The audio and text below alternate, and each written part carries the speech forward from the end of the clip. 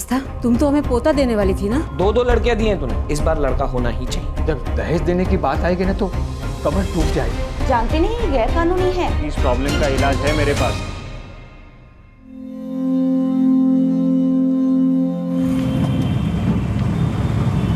Doctor Pareek ने पिछली 2 delivery करवाई है मेरी, और इस बार भी उन्होंने कहा कि सब कुछ ठीक है।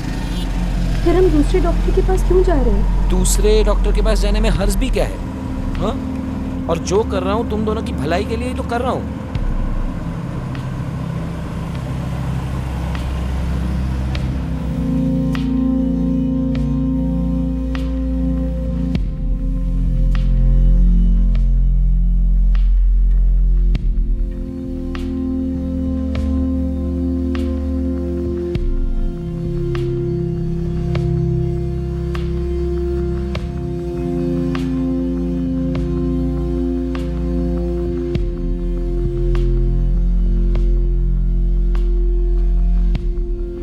अब तो इस डॉक्टर ने भी कह दिया कि सब कुछ बिल्कुल ठीक है, मैं भी और हमारा बच्चा भी।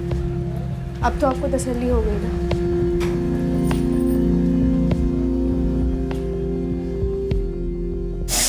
बगैर सोसाइटी कंपाउंड में प्रोग्राम का आयोजन भी करने लगा है।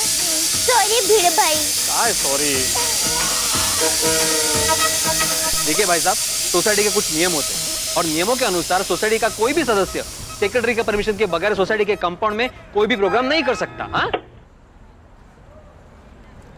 जयेश दिख रहा, क्या कहा डॉक्टर ने? कुछ नहीं, सब ठीक है, टेंशन लेने की कोई जरूरत नहीं है। हाँ, पर असली टेंशन के बारे में बताया कि नहीं? नहीं। लेकिन तूने पूछा तो था ना? हाँ, पर उन्होंने मना कर दिया। जानते नहीं ये गैर कानूनी है। पागल हो गए हैं आप? ये बोर्ड नहीं पढ़ा आपने?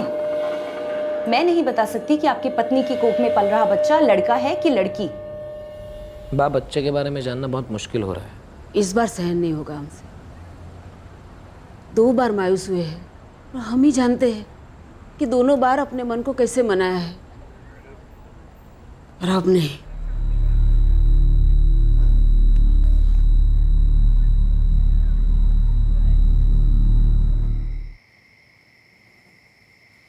मैंने कही दऊं छू, इस बार लड़का ही होना चाहिए। ये क्या कह रहे हैं आप? क्या कहूं? 2 लड़कियां दी हैं तूने, कुछ कहा है मैंने? इस बार नहीं चलेगा, इस बार लड़का होना ही चाहिए। अरे पर इसमें मैं क्या कर सकती हूँ? और डॉक्टर्स भी कहते हैं कि बच्चे का लड़का या लड़की होना औरत पर नहीं, आदमी पर निर्भर करता तू है। मुझे विज्ञान मत सिखा, जो करना है कर। हाँ? घर को कुलदीपक देना औरत की जिम्मेदारी होती है। 8 साल से आस लगाए बैठे हैं मेरे बापू जी। 2 बारी उन्होंने कुछ नहीं कहा है, लेकिन इस बार उनका पोता पाने का सपना पूरा होना ही चाहिए। समझ तू इस बात को।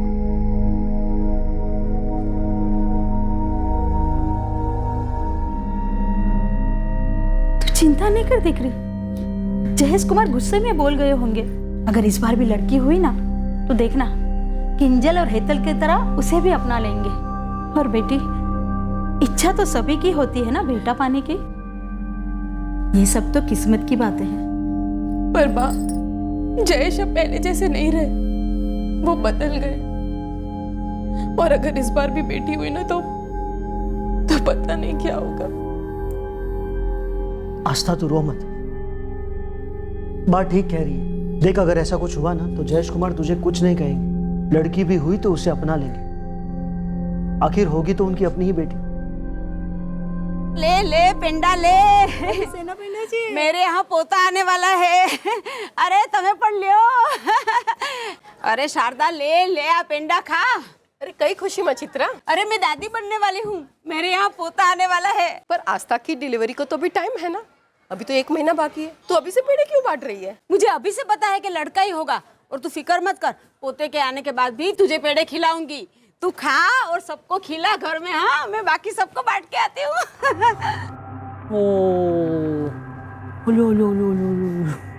आस्था, ये तो बिल्कुल तुम पर गई है। आस्था, ये कैसे हो गया? तुम तो हमें पोता देने वाली थी ना? अब इस बार भगवान ने हमें बेटी दी है, इसमें कोई क्या कर सकता है? जयेश, तू नहीं समझेगा, जब उम्मीदें टूटती है ना तो कैसा लगता है।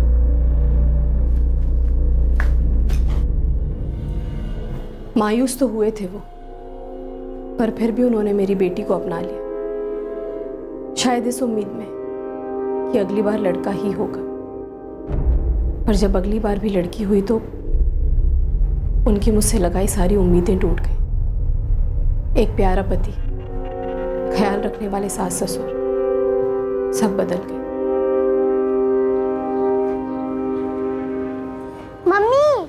मम्मी भूख लगी, जल्दी खाना दो। हाँ, एक मिनट। बाप हेतल को खाना दे देंगी, वो पानी आ गया तो मैं तब तक पानी भर लेती हूँ। मुझे तो कहना ही मत, बेटियों को तुमने जना है, तुम ही संभालो। और उनके बहाने काम टालने की कोशिश मत करना, गलती तुम्हारी है, तुम ही भुगतो, हम क्यों भुगते। और हाँ, तुम्हारे ससुर के आने से पहले खाना तैयार रखना, मैं सत्संग में जा रही हूँ, शाम को लौटूंगी।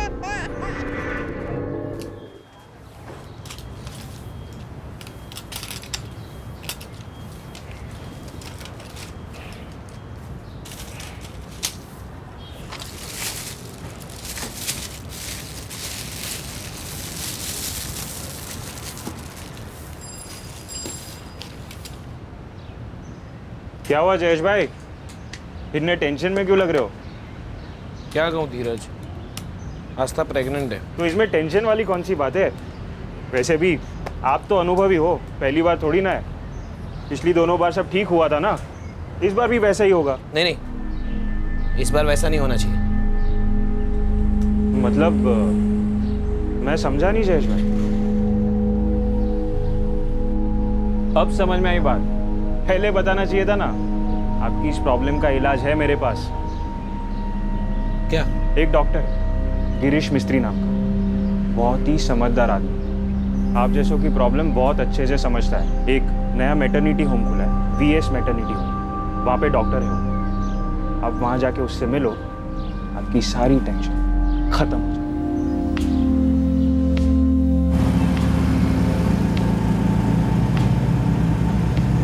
जयेश, हम अभी तो डॉक्टर भैया के पास गए थे, अब फिर से इस नए डॉक्टर के पास जाने की क्या जरूरत है? अरे मैंने सुना है बहुत अनुभवी डॉक्टर है ये, बड़ा ही एडवांस मैटरनिटी होम है इनका। और तुम क्यों टेंशन ले रही हो? मैं जो भी कर रहा हूँ तुम्हारी और बच्चे की भलाई के लिए ही तो कर रहा हूँ।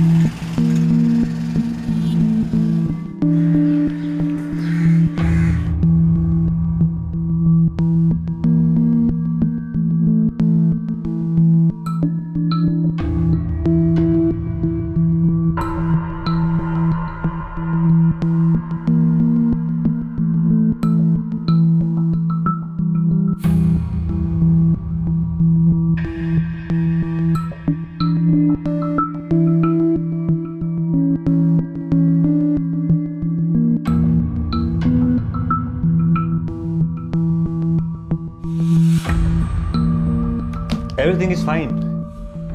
जो दवाइयाँ चल रही है वही कंटिन्यू कीजिए, मैं बस एक टॉनिक ऐड कर रहा हूँ।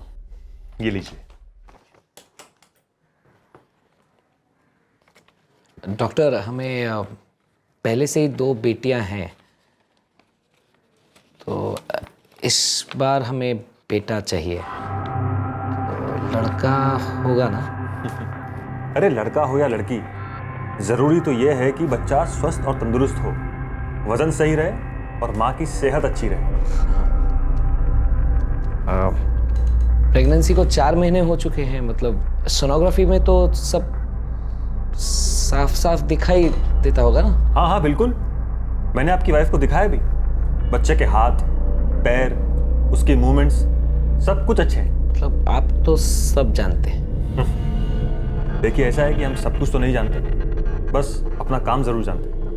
मैंने आपके बारे में बहुत सुना है, और ये भी सुना है कि आप हम जैसों की सिचुएशन समझते हैं और मदद भी करते हैं, इसीलिए मैं आपके पास आया हूँ। अच्छा, वो क्या है ना कि हमारा क्लिनिक अभी नया है और ज़्यादातर पेशेंट्स रेफरेंस से ही आते हैं।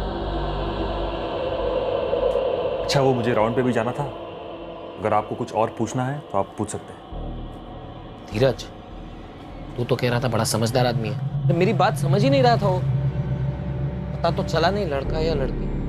विजिट का खर्चा हुआ वो अलग, तो ऊपर से ये आस्था भी रास्ते में सवाल पे सवाल किए जा रही थी। भाभी के सामने पूछा आपने? हाँ तो हाँ जयेश, अरे भाभी के सामने थोड़ी बताएगा वो, ये सब गैर कानूनी काम है, छिपा के करने पड़ते हैं। आप एक काम करो, अकेले में जाके बात करो। क्या समझा आपने मुझे? आपकी हिम्मत कैसे हुई ये सब कहने की? Sorry doctor. क्या सॉरी?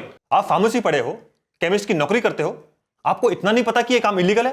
पता है डॉक्टर, लेकिन मेरी भी मजबूरी है, और मुझसे किसी ने कहा कि आप मदद कर सकते हैं। किसने कहा ये सब आपसे? मुझे अफसोस होता है मिस्टर जयेश, जब आप जैसे पढ़े लिखे लोग इस तरह की बातें करते हैं।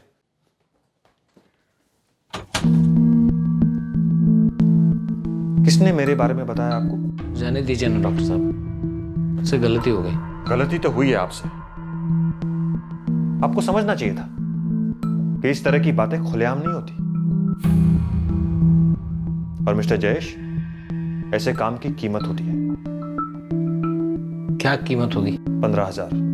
15,000 ले आइए, मैं बता दूंगा आपकी पत्नी के पेट में बेटी पल रही है या बेटा।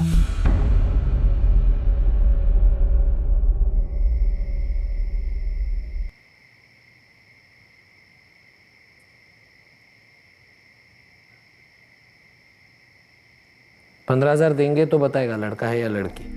ये सब डॉक्टर भी ना इंसान की मजबूरी का फायदा उठाते हैं। 15,000 बहुत ज्यादा है। हमारे वंश का नाम आगे बढ़े ना, वो ज्यादा जरूरी है।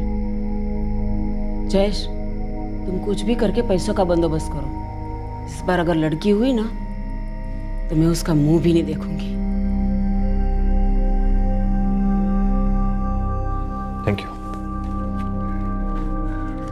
कब पता चलेगा डॉक्टर के लड़का है या? पता तो सोनोग्राफी करते वक्त ही चल गया था मिस्टर जयेश। आपके घर में लक्ष्मी आने वाली है। डॉक्टर साहब, मुझे नहीं चाहिए ये लड़की, आप कुछ कीजिए प्लीज। जयेश भाई, इसमें मैं क्या कर सकता हूं? हम सिर्फ लिंग परीक्षण कर सकते हैं, उसे बदल नहीं सकते। डॉक्टर साहब, मैं पहले से 2 लड़कियां पाल रहा हूं। ये बोझ क्या कम है कि और एक लड़की का बोझ उठाऊं? कुछ तो रास्ता होगा। एक रास्ता है जिससे तुम्हारा बोझ और नहीं बढ़ेगा। कैसे? प्रेगनेंसी को 4.5 महीने हो चुके हैं। ऐसे में करना बहुत रिस्की होगा, और अगर किया भी तो क्या तुम्हारी पत्नी इसके लिए तैयार होगी? आस्था कभी तैयार नहीं होगी। अब माँ की परमिशन के बगैर करना तो पॉसिबल ही नहीं है। कुछ तो हो सकता है डॉक्टर। एक रास्ता है जिससे बच्चा भी गिर जाएगा और तुम्हारी पत्नी को पता भी नहीं चलेगा। ऐसा हो सकता है? कैसे?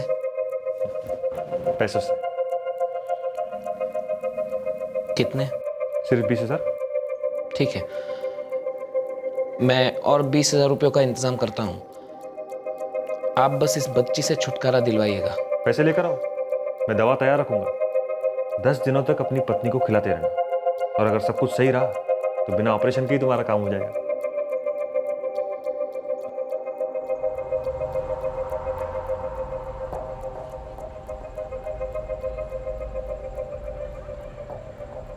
वाह,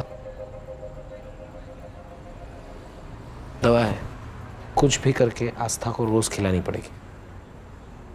लेकिन उसे शक हो गया तो? तुम्हें ध्यान रखना होगा कि उसे शक ना हो। अपना बर्ताव थोड़ा बदलना पड़ेगा। हाँ, तू चिंता मत कर, मैं उसे दवाई खिला दूंगी। एक बार इस मुसीबत से छुटकारा मिल जाए ना तो मैं अम्बे माँ के दर्शन करने चली जाऊंगी। हे अम्बे माँ।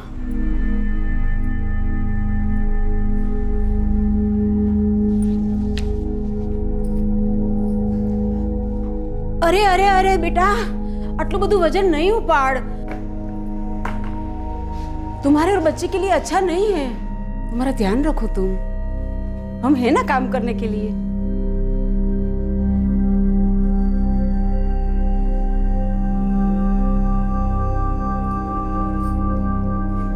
आस्था बेटा, ये दवाई खा ले।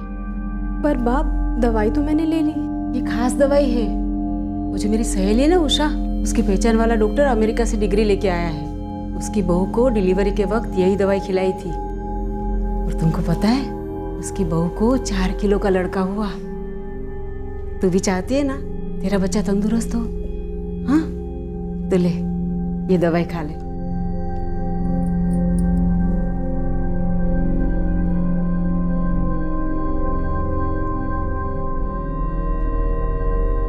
बा, आप मुझसे नाराज तो नहीं है ना? अरे नहीं बेटा, तो गुस्से में कुछ भी बोल जाती हूँ। बाकी बच्चे तो भगवान की देन है, वो जो चाहेगा ना वही मिलेगा। तू बस ये दवाई खाती जा, मैं रोज तुझे याद से दवाई खिलाऊंगी। हाँ?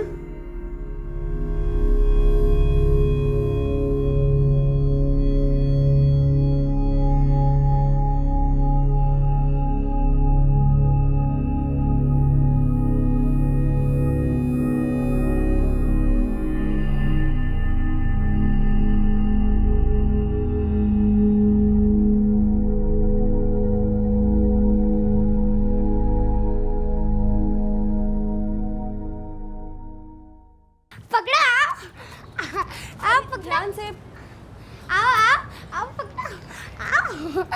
आओ। जयेश दिख रहा, 2 हफ्तों से रोज दवाई दे रही हूँ, लेकिन लगता नहीं कुछ असर हो रहा है। मुझे तो ऐसा लग रहा है पेट थोड़ा और बढ़ गया है। ये डॉक्टर मिस्त्री ने हमसे पैसा लेके हमें उल्लू तो नहीं बनाया ना? मैं पूछता हूँ डॉक्टर से जाकर। तो एक काम कर, दूसरी डॉक्टर के पास ले जा बहू को चेकअप के लिए। अगर अभी भी उसके पेट में बच्चा बढ़ रहा है तो समझ ले कि तेरी बा का शक सही है। डॉक्टर मिस्त्री ने हमें उल्लू ही बनाया।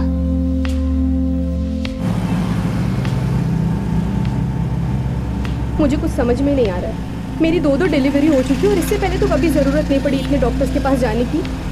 फिर इस बार हम इतने डॉक्टर्स के पास क्यों जा रहे हैं? मुझे भी शौक थोड़ी ना है बार बार चेकअप पे खर्चा करने का। जो कर रहा हूँ तुम्हारे और तुम्हारे बच्चे की भलाई के लिए कर रहा हूँ ना। हाँ, पर मैं बिल्कुल ठीक हूँ और मुझे महसूस हो रहा है कि मेरा बच्चा भी बिल्कुल ठीक है और मुझे तो दर्द भी नहीं हो रहा। तभी तो। क्या? एक बार जाता क्या है दिखाने में? हमेशा तो शिकायत करती रहती हो, मेरा कोई ध्यान नहीं रखता है, मेरा कोई ध्यान नहीं रखता है। अब जब रख रहा हूँ तब भी प्रॉब्लम है तुम्हें। हद है यार।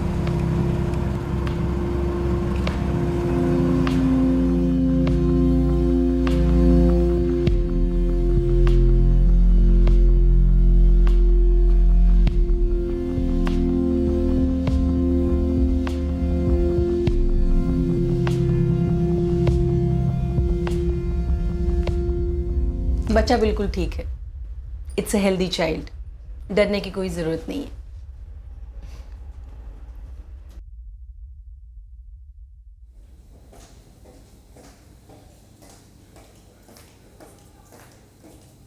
आस्था, तुम एक काम करो, तुम यहीं रुको, मैं डॉक्टर के पास जाके तुम्हारी दवाइयाँ वापस एक बार दिखा के आता हूँ। बैठो। आपका दिमाग तो ठिकाने पर है? 21वां हफ्ता चल रहा है आपकी वाइफ को, ऐसे में अबॉर्शन की बात कर रहे हैं आप? मैडम दरअसल वो हमें बच्चा नहीं चाहिए, वो गलती से रह गया था। 5 महीने के ऊपर हो चुके हैं अब। अगर अब अबॉर्शन करते तो माँ की जान को खतरा हो सकता है। आप ऐसा सोचिए भी मत और ना ही दोबारा ऐसी बात मुझसे कीजिएगा। अच्छा होगा आप अपनी पत्नी का ख्याल रखिए। क्या हुआ? सब दवाइयाँ ठीक है ना?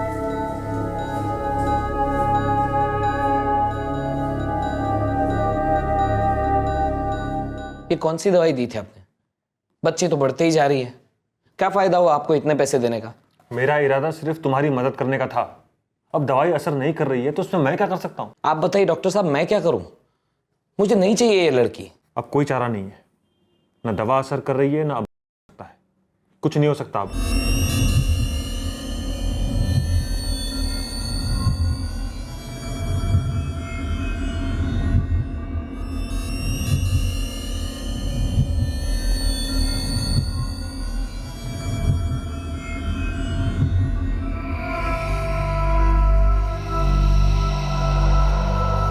मम्मी, छोटा बाबू कब तक अंदर रहेगा? बाहर कब आएगा? अरे अभी तो वो 4 महीने बाद बाहर आएगा। मम्मी, छोटा बाबू मेरे साथ खेलेगा? हाँ, जैसे तू मेरे साथ खेलती है और जैसे तू मुझे परेशान करती है ना, देखना वो भी तुझे परेशान करेगा। नहीं, वो ऐसा नहीं करेगा, हम साथ में खेलेंगे। मम्मी, फिर तो मैं भी दीदी बन जाऊंगी ना, हेतली की तरह। तुम भी दीदी बन जाओगी, तुम किंजल दीदी और ये हेतल दीदी। न जाने अम्बे माँ हमारी मुराद कब पूरी करेगी। जयेश बेटा कुछ करो ना। क्या करूं? क्या करूं मैं? कुछ समझ में नहीं आ रही मेरी। डॉक्टर ने कह दिया है अब कुछ नहीं हो सकता, क्या करूं?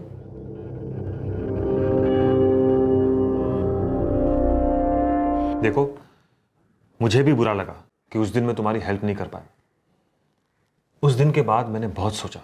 मुझे सिर्फ एक ही सॉल्यूशन नजर आ रहा है। क्या? ऑपरेशन करना होगा। ये ऑपरेशन काफी कॉम्प्लिकेटेड होगा। कीजिए ना। देखो, ऑपरेशन काफी रिस्की है, इसलिए पैसे भी ज्यादा लगेंगे। कितने? 35,000। 35,000? जयेश, ज्यादा सोच मत, दे दे। कहां से लाऊं? पिछली बार एफडी तोड़वा के दिए पैसे, अब कहां से लाऊं? जब दहेज देने की बात आएगी ना तो कमर टूट जाएगी। इससे अच्छा है अभी किसी से उधार ले ले। लाखों का कर्जा लेने से अच्छा है ना हजारों की उधारी ले ले। ये सही कह रहे जयेश, इस मौके को हाथ से जाने मत दे। बस अम्बे माँ इस मुसीबत से छुटकारा दिला दे।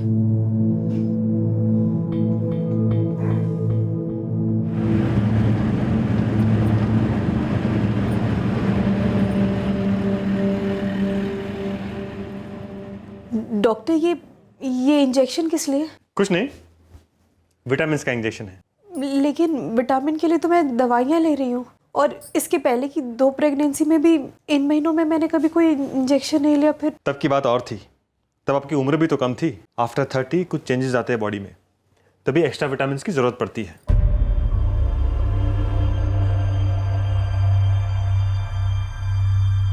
थोड़ा चक्कर आएगा आपको और नींद भी आएगी, पर फिक्र मत कीजिएगा, ऐसा होना नॉर्मल है।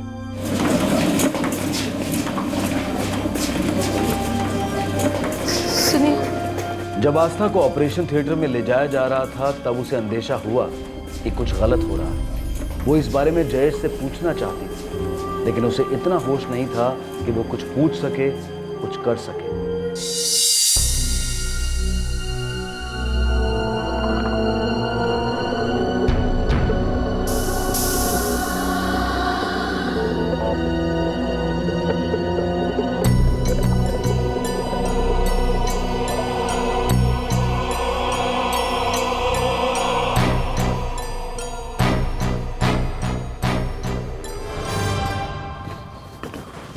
डॉक्टर, क्या हुआ? बच्चा हो गया, लेकिन एक गड़बड़ हो गई है। अब क्या हुआ? आस्था की ब्लीडिंग नहीं रुक रही है, खून काफी बह रहा है। तो कुछ कीजिए डॉक्टर, रोकिए उसकी ब्लीडिंग को। अब ये केस मेरे बस का रहा नहीं, उसे अभी के अभी दूसरे हॉस्पिटल में शिफ्ट करना होगा। आप कैसी बातें कर रहे हैं डॉक्टर? इस हालत में कहां लेके जाऊं मैं उसे? और दूसरे अस्पताल में, मतलब बच्चे की बात का भी तो पता चलेगा सबको। ऐसा कुछ नहीं होगा, तुम बस उसे किसी दूसरे हॉस्पिटल में ले जाओ, मैं एम्बुलेंस बुला कर लाता हूँ। वहां जाकर सिर्फ इतना ही कहना कि मिस कैरेज हुआ था और ऑपरेशन करने के लिए एडमिट किया था। डॉक्टर,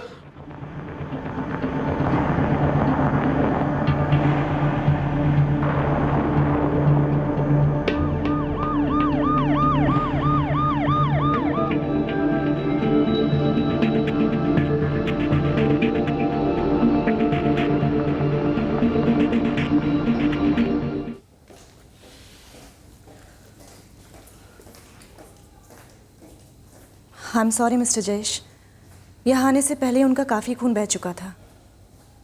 हम आपकी वाइफ को नहीं बचा पाए हैं।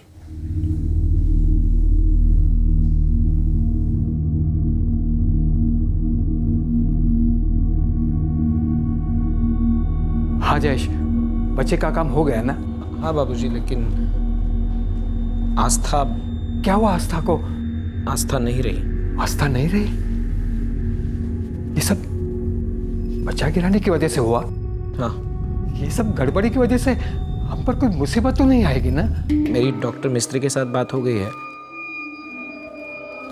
वो सर्टिफिकेट दे देंगे कि बच्ची माँ के पेट में ही मर चुकी थी, इसीलिए ऑपरेशन करना पड़ा।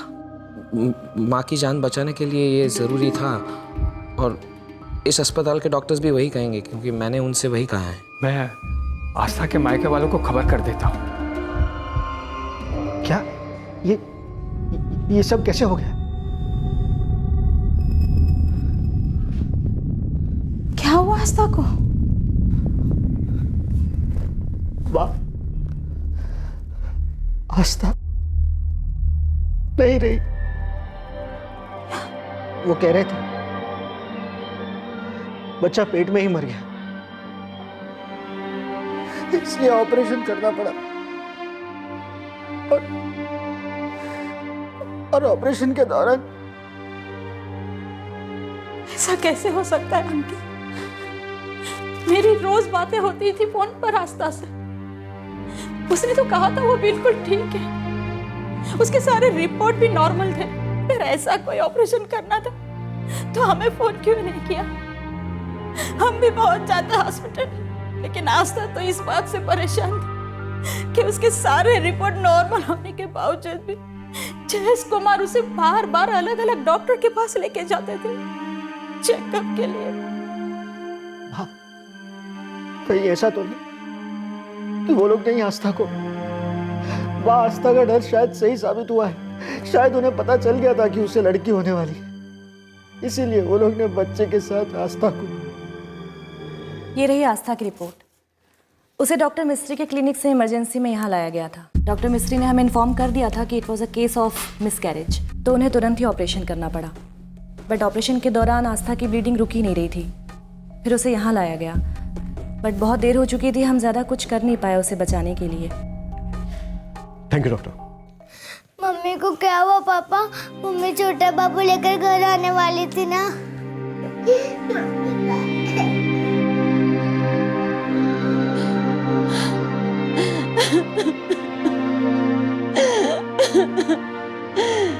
हे भगवान, कितनी खुश थी आस्था। हमारे घर एक नन्हा फरिश्ता आने वाला था। भगवान ने उसे हमसे क्यों छीन लिया? अभी क्या उम्र थी इसकी? यहाँ मेरी दो पोतियां बिन माँ की हो गई।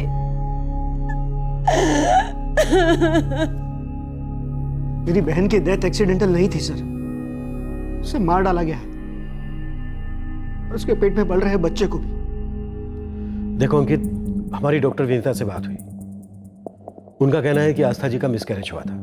बच्चा निकालते वक्त उन्हें एक्सेस ब्लीडिंग हुई, जिसके कारण उनकी डेथ हो गई। हॉस्पिटल से जो हमें रिपोर्ट्स मिली हैं वो भी यही कहती हैं। सर, पिछले 2 महीनों में कई रिपोर्ट्स निकलवाई गई थी अलग अलग डॉक्टर्स से, सभी नॉर्मल थी। पिछली दोनों डिलीवरीज में भी आस्था को कोई कॉम्प्लिकेशंस नहीं हुए थे। फिर भी इस बार उसे अलग अलग डॉक्टर के पास ले जाकर चेकअप करवाया जाता था, उसकी मर्जी के खिलाफ। ऐसा तुम्हारी बहन ने तुमसे कहा? जी सर, लेकिन गलती हमारी थी, हमने ही उसकी बातों पर ध्यान नहीं दिया।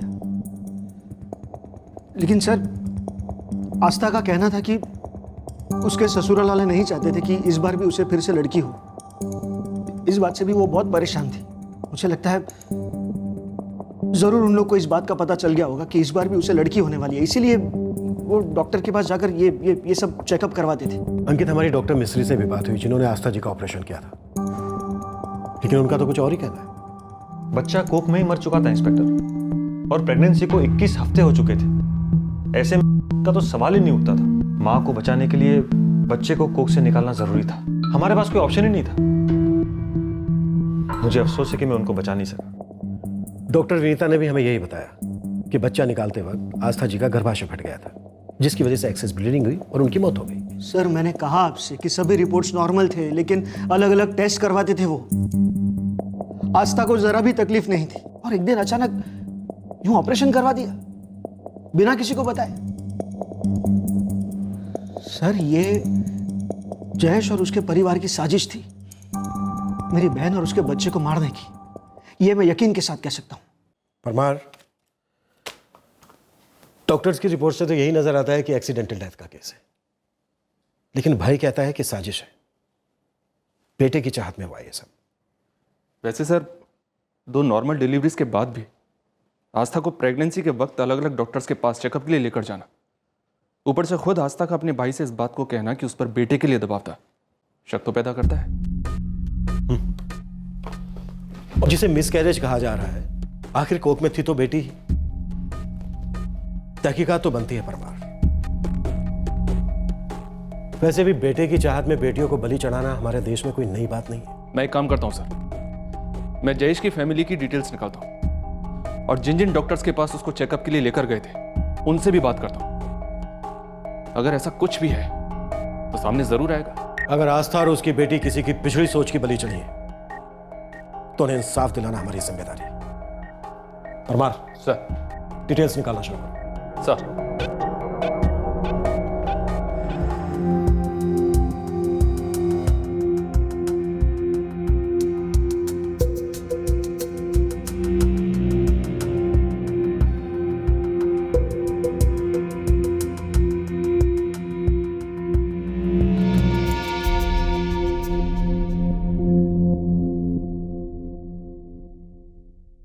जी हाँ, जयेश आचार्य पिछले महीने ही अपनी पत्नी के साथ यहाँ आया था। बच्चा और माँ दोनों की कंडीशन बिल्कुल नॉर्मल थी, लेकिन ये सुन के उसे झटका लगा और उसने वापस आके मुझसे अकेले में अबॉर्शन के लिए भी पूछा। हमें बच्चा नहीं चाहिए, वो गलती से रह गया था। मैंने उसे साफ मना कर दिया और यहाँ से चले जाने के लिए कहा, लेकिन उसके बाद वो यहाँ नहीं आया। धीरज, मैं सच कह रहा हूँ, मुझ में जरा सा भी धीरज नहीं। अगर तूने मुझसे झूठ बोला या कोशिश भी की तो मैं तुझे इतना मारूंगा कि तू हमेशा हमेशा के लिए दवाइयां बेचना भूल जाएगा।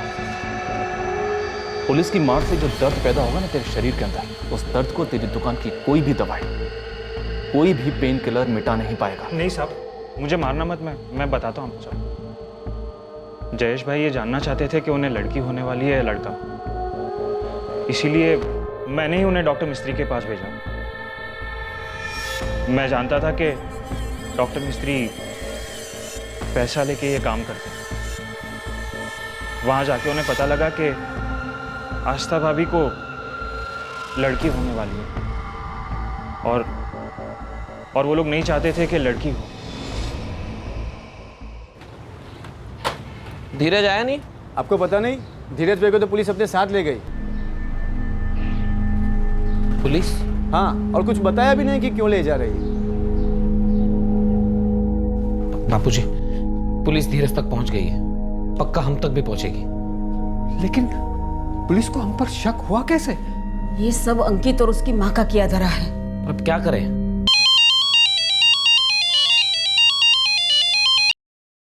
हेलो, हाँ हाँ, ठीक ठीक ठीक है, हम पहुंचते। कौन था? पुलिस स्टेशन बुलाया हम सबको। क्या हुआ पापा? कुछ नहीं बेटा, तुम लोग अंदर जाओ, खेलो, मैं आता हूँ। हाँ? एक काम कर बेटा, तुम अकेले ही चले जाओ।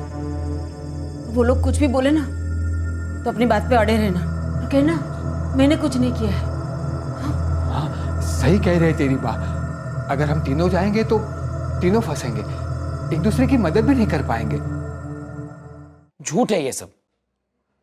लगता है अंकित को अपनी बहन की मौत का सदमा लगा है, इसीलिए ये सब बकवास बातें फैला रहा है वो। सदमा तो अब तुझे लगेगा जयेश, क्योंकि तेरी एक घटिया सोच अब सबको पता चल चुकी है। डॉक्टर पूजा, जिनसे तूने ये जानना चाहा कि आस्था की कोख में लड़का है या लड़की। डॉक्टर लता, जिससे तूने बच्ची को ऑपरेट करवाने की बात की। कुछ याद आया? मैं अपने तरीके से याद दिलवाऊं। जब तेरी इन दोनों जगह बात नहीं बनी तो तूने अपने दोस्त धीरज से मदद मांगी, जिसकी सोच भी तेरी ही तरह गिरी हुई है। तब उसने तुझे डॉक्टर मिस्त्री के बारे में बताया। तूने धीरज से पैसे उधार लिए करवाने के लिए। जिस दुकान पर तू काम करता है उस दुकान के मालिक से तूने एडवांस में सैलरी उठाई ऑपरेशन कराने के लिए। उन पैसों से तूने अपनी बीवी, अपनी बेटी को मरवाया, कत्ल करवाया उनका। मैं भी यही चाहता हूं जयेश कि तू इतनी आसानी से अपना जुर्म कबूल ना करे, क्योंकि तभी तो मुझे मौका मिलेगा तेरे जैसे जलील आदमी की चमड़ी उधेड़कर सच निकलवाने का। अंकल, पापा के जाने के कुछ देर बाद दादी दादा भी चले गए। मैंने पूछा पर उन्होंने बताया नहीं।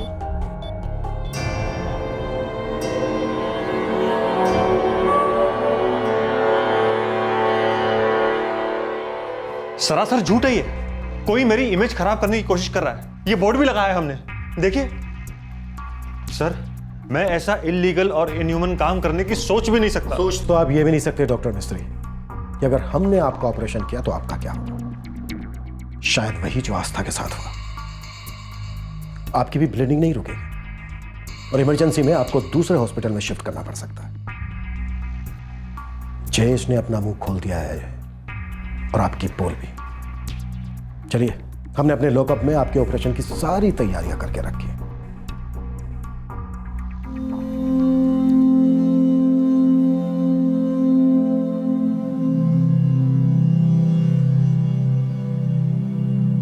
सॉरी इधर बेटा, तुम्हारी मम्मी की बात मुझे पहले ही सुन लेनी चाहिए थी।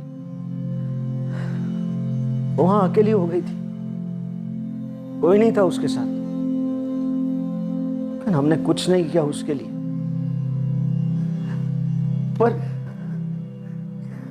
पर तुम दोनों को मैं अकेला नहीं छोड़ूंगा। तुम्हारी मम्मी ने तुम्हारे लिए जो भी जिंदगी सोची है वो देने की पूरी कोशिश करूंगा, कोई कमी नहीं आने दूंगा।